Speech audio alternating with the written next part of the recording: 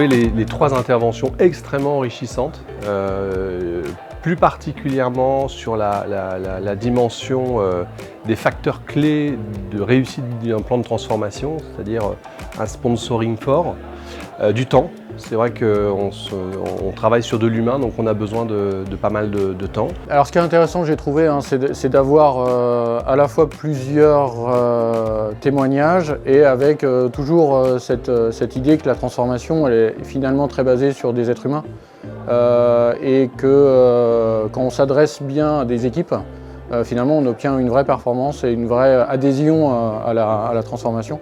Ce qui est intéressant, c'est de s'apercevoir que des sociétés avec des tailles différentes, des marchés différents, finalement affrontent des défis qui ressemblent beaucoup aux nôtres. J'ai bien aimé l'intervenant qui venait de chez Microsoft, dans le sens où, au-delà de l'outillage, il y a aussi cette prise de conscience et ce concept de laboratoire avec les collaborateurs où on doit faire son chemin ensemble. Donc ça, c'était intéressant, cette agilité malgré un projet de grande ampleur. Ouais.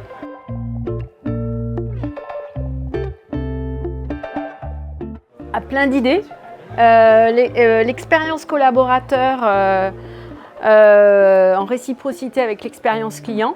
Un petit point qui m'a beaucoup parlé, c'est qu'on se mette à dire nous et qu'on sorte de logique eux et nous, c'est différentes parties de l'entreprise, mais qu'on soit vraiment dans construire du collectif. La posture du numéro 1, elle doit être challengée et c'est en se repositionnant en tant que challenger, donc en se forçant à être un challenger, finalement qu'on va retrouver de l'innovation et peut-être même de l'énergie.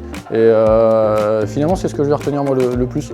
Oui, c'est le DSI de Microsoft qui parlait de la relation du manager et de cette question qu'on pose au manager qui est de dire qu'est-ce que tu as fait pour contribuer au succès et à l'épanouissement de ton équipe.